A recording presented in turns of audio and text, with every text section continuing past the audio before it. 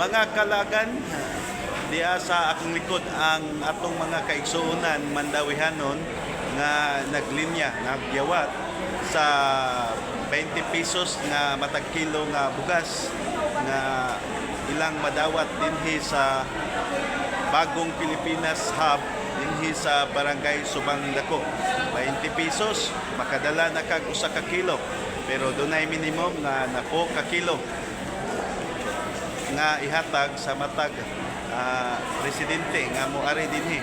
Ang ilang buhaton mo linya lang dinhi sa Bagong Pilipinas Hub dinhi sa Barangay Subang Dako, din hatagan sila og coupon sa security guard ang mupasulod na sila dinhi sa basement, maglinya na sad sila o magbuhat na lang sila sa ilang turn na mahatagan na sila og authorization nga makakuha na sila sa 20 kilos nga bugas, minimum of 10 kilos gani ang uban gusto nila nga sa kasako pa kuno or pila ka kilo ilang dalon, pero mao man ni ang gi-allocate nga ipanghatag yun.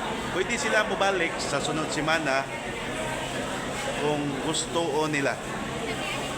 So karon atong nakita nga daghang nalipay nining barato kayo nga presyo sa bugas kay itandi nila ngadto sa presyo sa merkado nga nanay presyo nga 60, 70, mahal na kayo ang presyo sa bugas.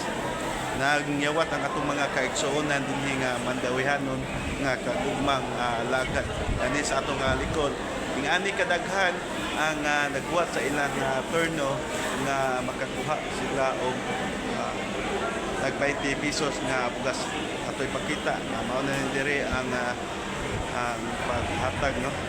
Uduol sila ni aron i-present nila ang ilang ID, pakita nila ang xerox sa ilang ID, ang valid ID o ingon man ang ID sa gyud. Ya human muari na dayon sila sa atong himutangan dire sa tatay pakita. Mao na ni. Ya makauli na dayon sila.